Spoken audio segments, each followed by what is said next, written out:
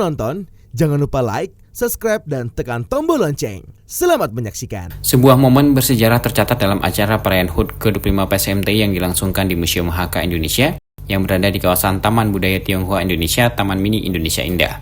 Momen tersebut berupa diluncurkannya sebuah buku berjudul Sejarah Orang Tionghoa di Nusantara. Buku ini ditulis oleh tim penulis yang terdiri dari 32 sejarawan dan akademisi. Dari jumlah penulis tersebut, 4 diantaranya merupakan profesor, 13 doktor sejarah, dan 15 magister sejarah. Tim ini diketuai oleh Profesor Nina Herlina, pakar sejarah politik sosial budaya Universitas Pajajaran. Peluncuran ditandai dengan bedah buku yang disampaikan langsung Profesor Nina dan dipandu oleh Joan Angelina, First Runner-up Miss Chinese World 2023. Buku Sejarah Orang Tionghoa di Nusantara memaparkan perjalanan panjang orang Tionghoa yang telah berkontribusi besar dalam berbagai bidang seperti perdagangan, budaya, seni, dan politik di wilayah Nusantara.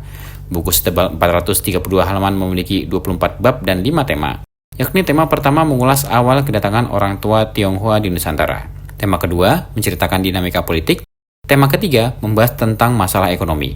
Tema keempat tentang sosial budaya, dan tema kelima mengangkat tokoh-tokoh terkemuka di Indonesia sepanjang 1.500 tahun. Profesor Nina mengatakan buku ini menjadi tonggak pentingnya dalam pemahaman sejarah orang Tionghoa di Indonesia. Diharapkan buku ini dapat memberikan pemahaman yang lebih baik tentang perjalanan orang Tionghoa di Nusantara dan suku Tionghoa telah menjadi bagian integral dari sejarah Indonesia. Profesor Nina menjelaskan jati diri suku Tionghoa sebagai anak bangsa sudah ada sejak awal abad 20. Di abad tersebut, suku Tionghoa sudah mendirikan partai politik yang diberi nama Partai Tionghoa Indonesia pada tahun 1932. Tak hanya partai, namun suku Tionghoa juga ada yang membangun sekolah, pasar, surat kabar, dan lain-lain. Oleh karena itu, suku Tionghoa zaman dahulu tidak hanya fokus berdagang, namun sudah berkontribusi membangun Nusantara. Profesor Nina menegaskan buku ini bukan pesanan dari PSMT maupun dari pihak manapun. Lahirnya buku ini murni gagasan dirinya yang saat itu sedang berkunjung ke Museum Kebudayaan Tionghoa di Kota Bandung pada 20 Juni 2022. Di saat melihat museum tersebut, Profesor Nina memiliki keinginan untuk menulis buku perjalanan suku Tionghoa di Jawa Barat. Namun Profesor Nina dipertemukan oleh pimpinan Museum Johnny Toat yang saat itu mengetahui keinginan Profesor Nina menulis buku.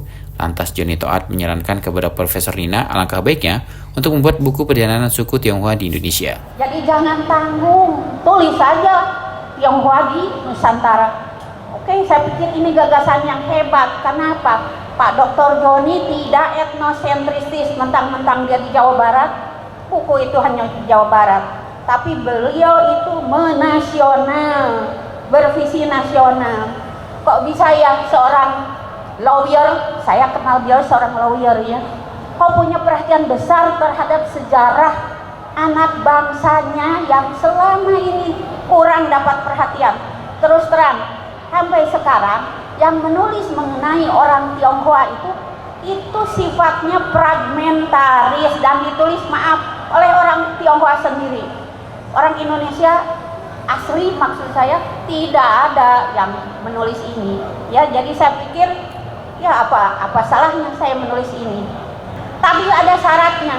Pak Joni, saya bilang begini, Bapak boleh saja meminta saya dan teman-teman nulis ini. Syaratnya satu, jangan ikut campur isinya. Karena kami sejarawan akademis itu harus independen. Jadi tidak boleh misalnya masukkan ini Pak Ketum nih atau masukkan Pak Peng nih, nggak bisa. Dan Pak Joni sebagai akademikus bersedia. Jadi itu sebabnya harus dicatat bahwa buku ini murni karya akademis dan bukan pesanan PSMTI, juga bukan pesanan Bapak Dr. Johnny.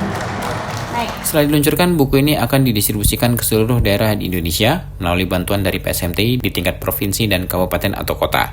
Tim Eljan Media melaporkan.